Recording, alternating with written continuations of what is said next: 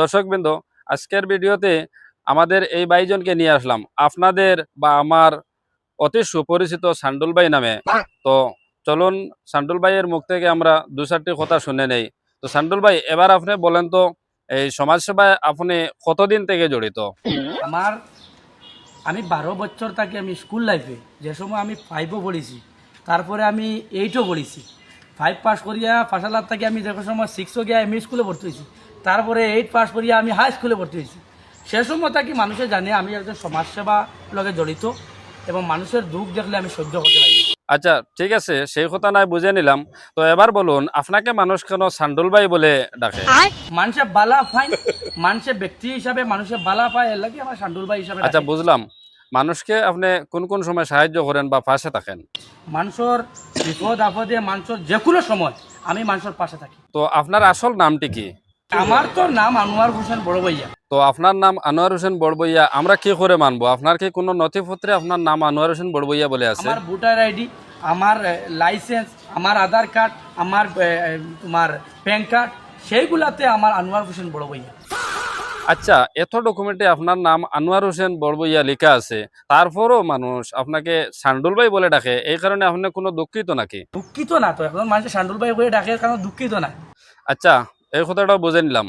তো আগের যুগে সান্ডুল নামে যে মানুষগুলা আসলা, এদের সম্পর্কে আপনার কতটুকু ধারণা আছে?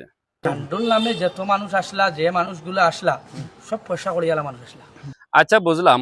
তো আগের যুগের সান্ডুল নামের যে মানুষগুলা ছিলেন, ওদের বিরাট টাকা পয়সা আসলো। তো আপনার সম্পর্কে আপনার ধারণা কি আছে বলেন? আমার চিন্তাধারণা কিতা যে আমি আলগাপুর কাটলে ছড়া যেদিন এমএলএ হইমু সব সিস্টেমগুলা বদলি করব এবং সিন্ডিকেট, দুর্নীতিরাজ এবং সাধারণ মানুষের লগে দুর্ব্যবহার করা অফিসার হলে আমি প্রায় সময় দেখতে চাই যে যাবার বাদে সাধারণ মানুষের লগে এবং সাংবাদিক ভাইগুলোর লগে দুর্ব্যবহার করা হয়।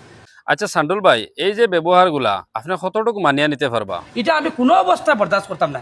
আমি জেলা সভাপতি হিসাবে তো আমি আওয়াজ তুলিয়ার, যেহেতু আমি আপনি জনতা পার্টির হাইলাকান্দি জেলা সভাপতি হিসাবে আমি আওয়াজ তুলিয়ার। আচ্ছা, আপনি এমএলএ হলে আপনি কতটুকু মানুষকে সাহায্য করবেন? যেদিন আমি এমএলএ হইমু, আপনি জনতা পার্টি থাকি মাননীয় স্বামী প্রসাদ মরিয়াজিয়ে যদি আমার 3100 টিকিট দেন আর 100% যদি আলগাপুর কাটলি চলা মানুষ এমএলএ বানাই দেন, তাহলে আপনারা নিশ্চিত থাকুক সাধারণ মানুষের রাজ হইব। ঠিক আছে সান্ডুল ভাই, তো আপনি যদি এমএলএ হয়ে যান তাহলে এতদিন চললের মানুষের অনেক সাহায্য হবে, এবার বুঝে নিলাম। তো স্কুলগুলার ব্যাপার বিভিন্ন সময় দেখছি বলেন তো স্কুলগুলা দেখি। কি হয়, যে স্কুলগুলা যে সময় স্কুল ছুটি হয়, যে গরিব দুঃখী মহিলাগুলোর লগে দুষ্টিক্রি আর দুষ্ট ছেলেগুলা। এই যে মাত্র যে কথাটা বলছেন, মানে আরো একবার রিপিট করুন তো দেখি, কথাটা বুঝতে পারছি না। দুষ্টিক্রি আর দুষ্ট ছেলেগুলা লাগা বাজা করে, এটা প্রায় সময় যারা সাধারণ মানুষ আছে, এখন সাধারণ মানুষের ঘরের মহিলার লগে যে এই কালপিটগুলা এসব করব, আমি কোনো অবস্থা বরদাস্ত করতাম না। আচ্ছা, এটা তো আইন আছে, আইনে দেখে নেব, কিন্তু আপনি কি করবেন বলেন?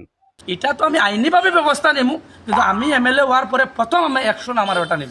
আচ্ছা, আপনি যদি এমএলএ হয়ে যান তাহলে গরিবদের জন্য আপনি কিরকম কাজ করবেন? যেদিন আমি এমএলএ হব, আমি গরিবর লাগি 108 কাজ করব এবং গরিব যারা সাধারণ মানুষ আছে, খালি ইটা না, তারা স্টুডেন্টগুলোর লগে লাগে, ইটাও খালি সে মুক্ত হইতো না, যারা ব্লকও সিন্ডিকেট করব। আমি প্রায় সময় দেখছি যে যতটাগুলা অফিসে যাওয়ার বাদে সাধারণ মানুষের কোনো জব পাওয়া যায় না, এইগুলা সিন্ডিকেট তিল তিল করে হিসাব লওয়া হইব এবং আইনিভাবে ব্যবস্থা লওয়া হইব। আচ্ছা, ঠিক আছে, যদি কোনো অফিসারদেরকে সিন্ডিকেটের সাথে ধরা পড়ে তাহলে আপনি কি করবেন? কোনো অফিসার যদি সিন্ডিকেটের লগে জড়িত থাকই, আইনিভাবে ব্যবস্থা কি লওয়া লাগে এটা লইমু। যেহেতু জেলা সভাপতি হিসাবে বর্তমানেও ফারিয়ার, কিন্তু এমএলএ হওয়ার পরে সাধারণ মানুষের রাজ হইব। আপনারা একবার বিশ্বাস করুন, একবার আনোয়ার বাইরে বিশ্বাস করে ক্ষমতা দেন। আচ্ছা, ঠিক আছে, এসব কথাগুলো আমরা বুঝে নিলাম। তো আমাদের দর্শকদের জন্য আপনি একটি হিন্দি ডায়লগ দিয়ে দেন তো দেখি। একবার দিজিয়ে আপনারা দুধ কা দুধ, পানি কা পানি হয়ে জায়গা।